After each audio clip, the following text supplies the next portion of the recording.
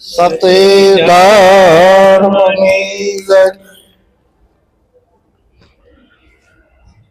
સદગુરુ ઉતરાયો ને મહે અને હરવા સકાળ સંદેહ પાપે ને પાવન કરવા ધર્યો ભગવંત દે. છાયા તું બડો ધણી અને તુજ છે બડો ન કોઈ, જેના સિર પર તેરો હાથ હે વહી જગ में बड़ो होई. સદગુરુ ને શરણે નમો અને માગો પ્રેમ પ્રસાદ. દયા કરે ગુરુદેવજીઓ હરિરસ અમૃત સ્વાદ. સદગુરુ મહારાજની જય. ખૂબ આનંદ કરાવ્યો નાગજી મહારાજે, ભૂપત મહારાજે. સંતોની વાતો પણ કરી. સંતોનો ભાવ શું હોય? એનો એક જ ભાવ હોય, સંત સપૂત ને તુંબડા ત્રણેયનો એક સ્વભાવ. તારે પણ ડૂબાડે નહીં જેને તારા ઉપર ભાવ. એનો એક ભાવ હોય, એ ક્યારેય ડૂબાડે નહીં. આ સંતની વ્યાખ્યા છે. કારણ કે સંત ક્યારે થવાય? સંત બનવા માટે કપડા રંગવા પડતા નથી, દાઢી વધારવી પડતી નથી, જટા વધારવી પડતી નથી. કારણ કે મનને સમજાવવાનું છે. અને સંત બનવાની એક ઓલી છે કે જીવન બનાવવાનું. ઉચ્ચ નૈતિક અને પવિત્ર જીવન બનાવવા સિવાય, ઉચ્ચ નૈતિક અને પવિત્ર જીવન બનાવવા સિવાય ચારિત્રની શુદ્ધિ થતી નથી. અને ચારિત્રની શુદ્ધિ થયા વિના અદ્વૈત જ્ઞાનની પ્રાપ્તિ થતી નથી. દ્રષ્ટિ સુધારા સિવાય સમદ્રષ્ટિ થતી નથી. અને સમદ્રષ્ટિ થયા વિના વિષય વિકારો ક્ષમતા નથી. અને વિષય વિકારો શમ્યા વગર બંધનમાંથી મુક્ત થવાતું નથી. કારણ કે બધાને બંધન લાગ્યું છે. કેવું બંધન લાગ્યું છે? આ ભાવ બંધન છે. જન્મો અને મરવો, જન્મો ને મરવો, વારે વારે જન્મો અને મરવો. એટલે આને માનવી કીધા. હું કીધું? માનવી. આ બધા માનવી કીધા. પણ વિચાર કરીએ ને તો જન્મ લીધા પછી દેહ ખૂટી જાય, ફરીને જન્મ લે એટલે નવી માં નવી, માં નવી. વારે વારે જન્મવું અને માં નવી, માં નવી. આ માનવી. અને વારે વારે નવી માં ન ગોતવા માટે શું કરવું પડે? સંત સમાગમ નિસ્દિન કરીએ અને સાંભળીએ શુદ્ધ બોલી. ગુરુ કરીને ગુરુ ચરણમાં રહીએ, લઈએ શબ્દને ઘોળી. તારા હૃદયમાં પિયુજી બિરાજે જો અંતરપટ ખોલી. હૃદયમાં વસ્તુ છે અણમોલી. કારણ કે પરમાત્મા તો હૃદયની અંદર છે અને ગીતા એની સાક્ષી આપે છે. કારણ કે ભગવાનને બધા ગોતે છે, પણ સંતોએ કીધું કે ભાઈ હળિયું કાઢે હરી નહીં મળે. કર્મા દોડમ દોડ, હરી વસે તું જ હાથમાં પાછો વળીને ગોત. કારણ કે પોતાની ભેગો પરમાત્મા આ બોલે એ બીજો નહીં છે, પરમેશ્વર પોતે. અજ્ઞાની નર આંધળા એને આઘારે ગોતે. કારણ કે પોતાને ભેગો બોલી રહ્યો છે. પણ જો કોઈ બ્રહ્મદર્શી, તત્વદર્શી, બ્રહ્મસોત્રી ગુરુ ન મળ્યા હોય ત્યાં સુધી એને ખબર પડતી નથી. કારણ કે એને રૂપમાં જોવો છે, પરમાત્માને આકારમાં જોવો છે.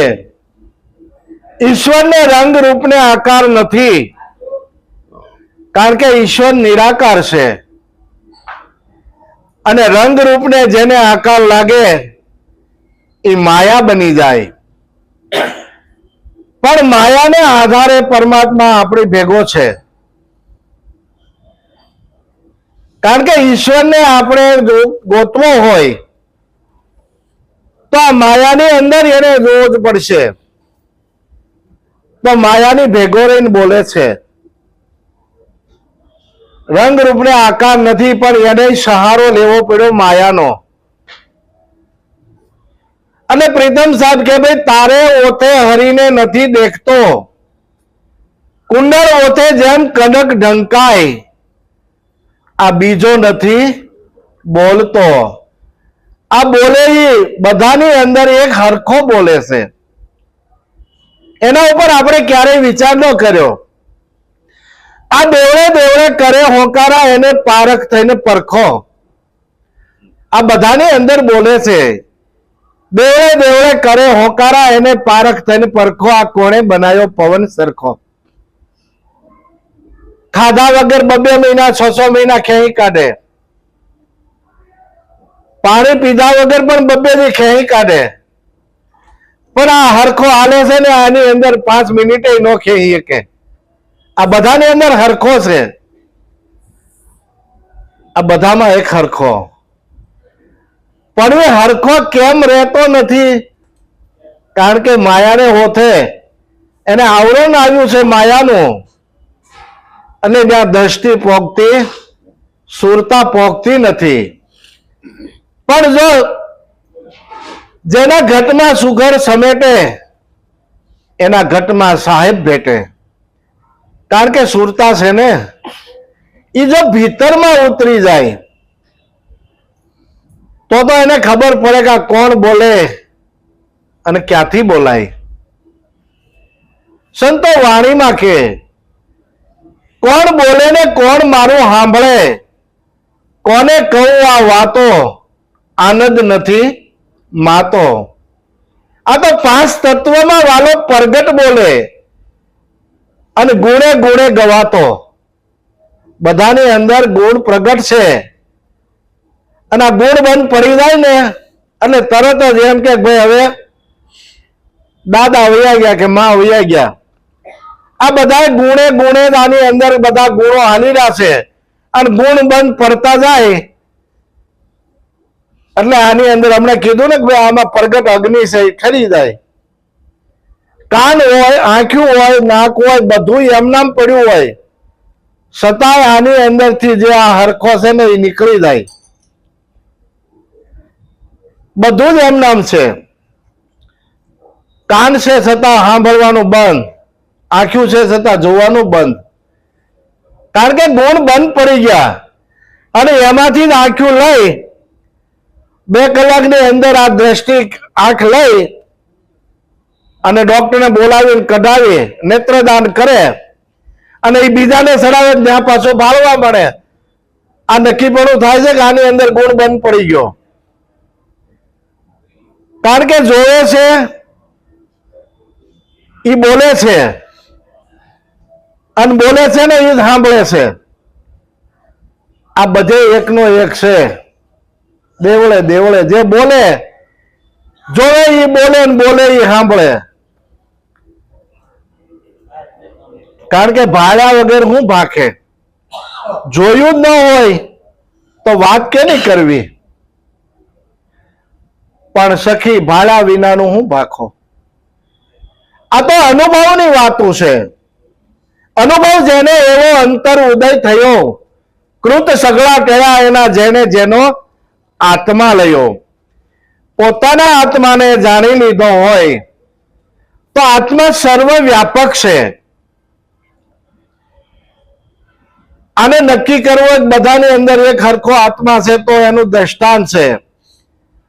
દિવસના બપોરના 12 વાગ્યા હોય અને બરાબર મધ્યમાં સૂર્ય ઉપર આવ્યો હોય, 1000 ઘડા પાણીના મૂકી દો, પાણી ભરેલા, બધાની અંદર સૂર્ય દેખાય, તો સૂર્ય એક છે કે 1000 છે?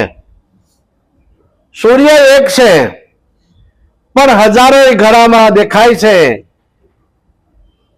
એમ બિંબ 12, પણ પરખ પાણીએ, એમ દર્શે વાણીએ. કારણ કે આ તો બધું પ્રતિબિંબ છે, બિંબ તો એક જ છે, અને એ બિંબને આધારે આ હરખો હાલી રહ્યો છે.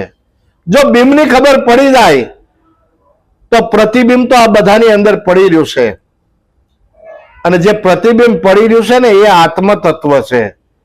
એટલે નરસિંહ મહેતાને કહેવું પડ્યું, આત્મ તત્વ ચીન્યો નહીં ત્યાં લગી સર્વ સાધના જૂઠી, મનુષ્ય જન્મ તારો હેળે ગયો, જેમ માવઠાની વૃષ્ટિ વૃઠી.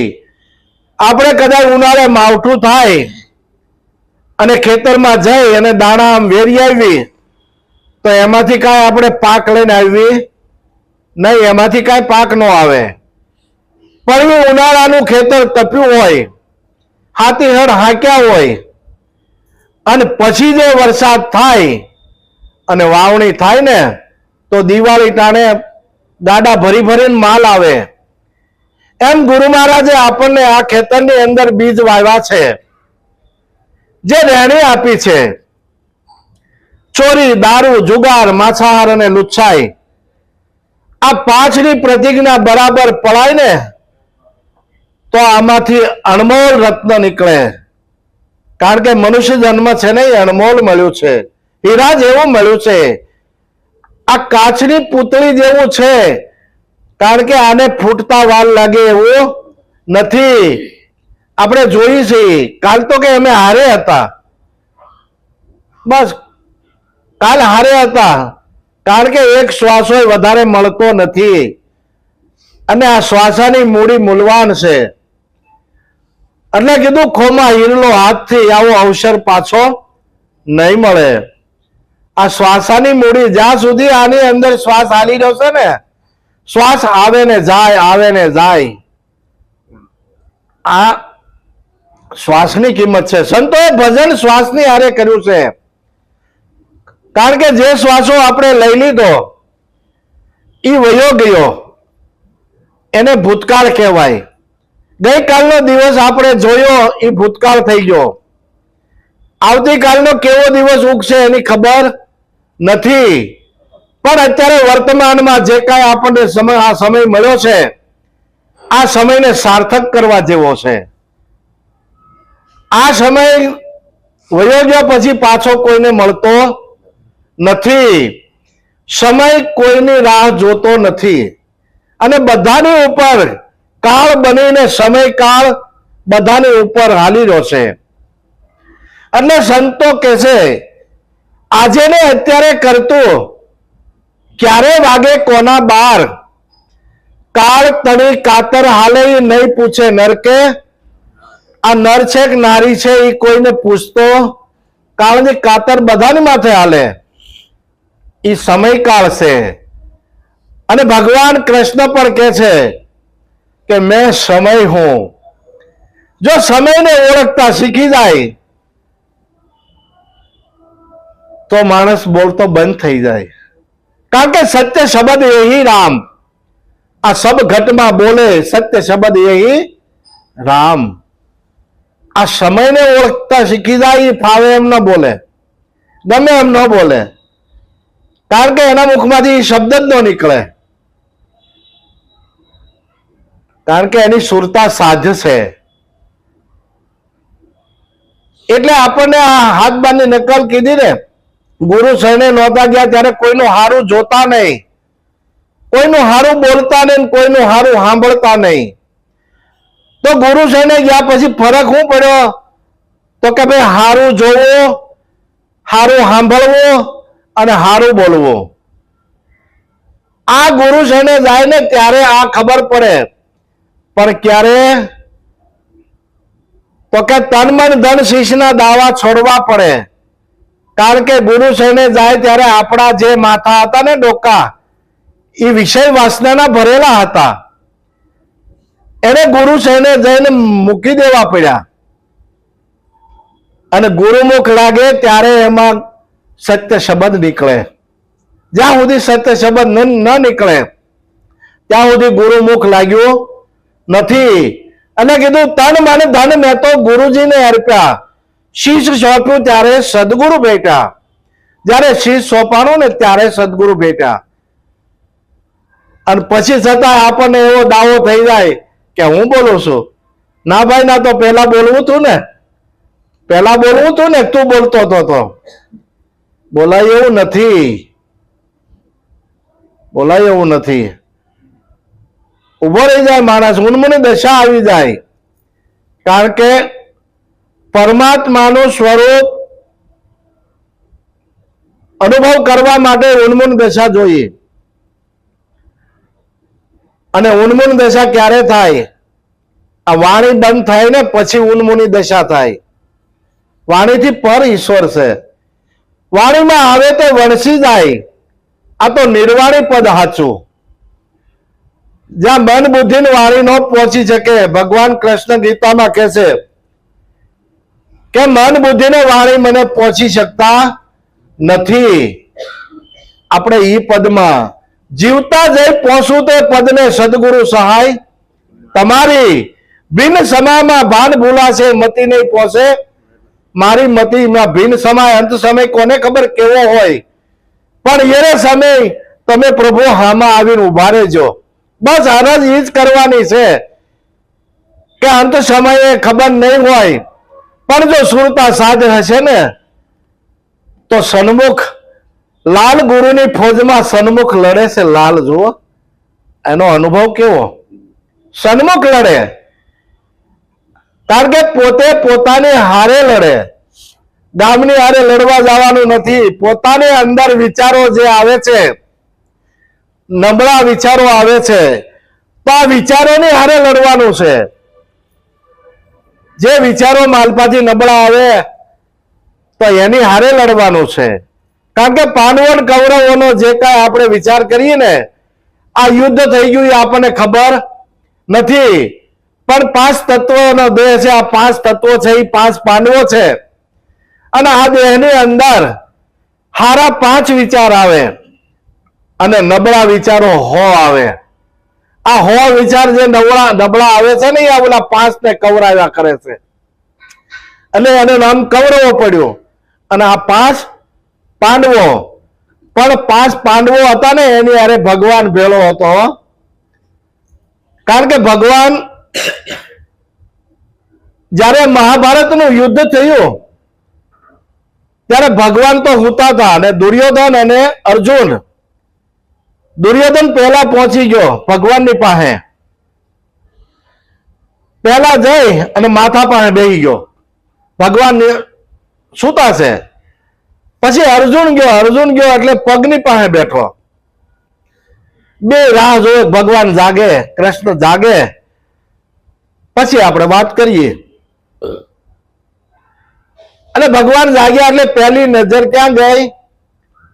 પગ બાજુ. ત્યાં અર્જુન બેઠો હતો પગ બાજુ.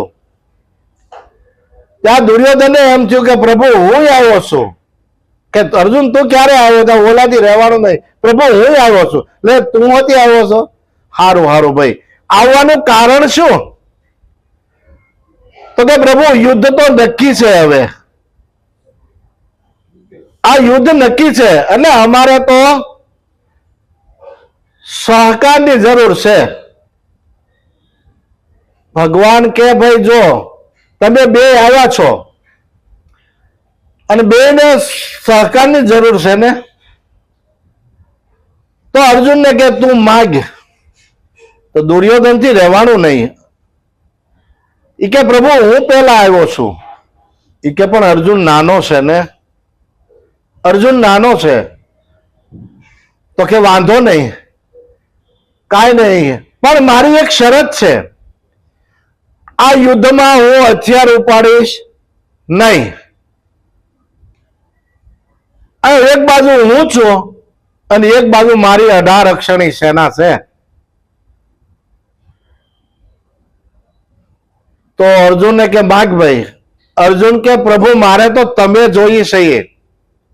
એટલે દુર્યોધનના મનમાં કઈ આનંદનો પાર ન રખાશે. આ મૂર્ખ્યો, આ તો લડવાનું છે અને લડવાનું છે ત્યાં હથિયાર નો લઈ જઈને શું કરવો છે? જે હથિયાર નથી ઉપાડવાના એને લઈ જઈને શું કરવો છે? એ તો રાજી રાજી થઈ ગયો.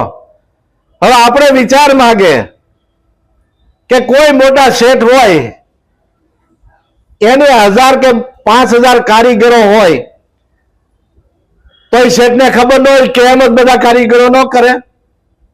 એ કેમ જ કરે ને. તો 18 અક્ષરની સેના ભગવાન કૃષ્ણના તાબામાં જ હોય ને, કઈ એની બારી તો ન જ હોય ને.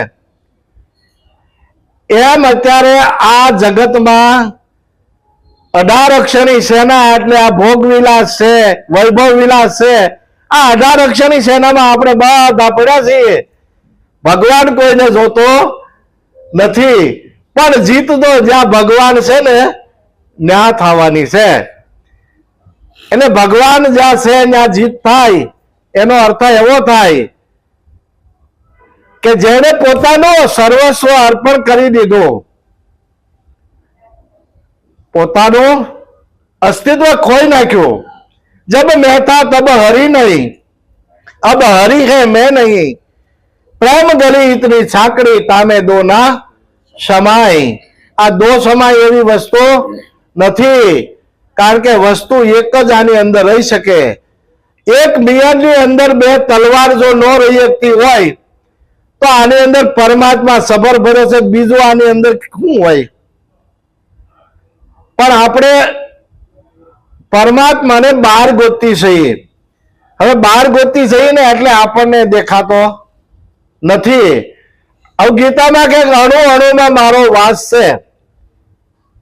મારા વગર હોયના નાકા જેટલી જો જગ્યા ખાલી ન હોય તો આપણે એને બહાર ગોતી છીએ. આપણી કાયા 3.5 મણની છે તો આમાં સબર ભર્યો ન હોય, પણ આપણે અંદર ડોક્યું ક્યારેય કરતા નથી.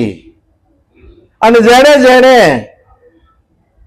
જીન ખોજા તીન પાયા, જેને ગોત્યો છે એને મળ્યો છે, અને ન મળ્યો એવું એ નથી. કારણ કે ઇતિહાસમાં દાખલા છે ભગવાન મળે, પણ ભગવાન જન્મતા નથી. હો, ભગવાન થવાય, વકીલ થવાય, ડોક્ટર થવાય, બેરિસ્ટર થવાય, ગુંડો થવાય, બારવટિયા થવાય. આ બધું થવાય છે, આ જન્મતા નથી. જન્મતાની સાથે કોઈએ કીધું નથી કે મારા ઘરે ભગવાન જન્મા, મારા ઘરે ડોક્ટર જન્મા, મારા ઘરે વકીલ જન્મા. આ બધું થવાય છે, પણ ક્યારે? તો કે એવા ગુણો કેળવે, એવા ગુણો કેળવે ને ત્યારે આ બધું થવાય છે. એમ આવા બધા ગુણો સહેજે સહેજે જીવનમાં આવે ને ત્યારે સમજવાનું ગુરુ ગુણ આપણામાં ઉતરે છે. અને ગુરુ ગુણ ન ઉતરે ત્યાં સુધી મહેનત વધારે ને વધારે કરવાની. કારણ કે ગુરુ મહારાજે જેમ છે એમ આપણને જ્ઞાન પીરસ્યું છે, જેમ છે એમ આપ્યું છે, બધાને એક હરખું આપ્યું છે. પણ પાત્ર પ્રમાણે રસ ઠરે, પાત્ર પ્રમાણે રસ ઠરે.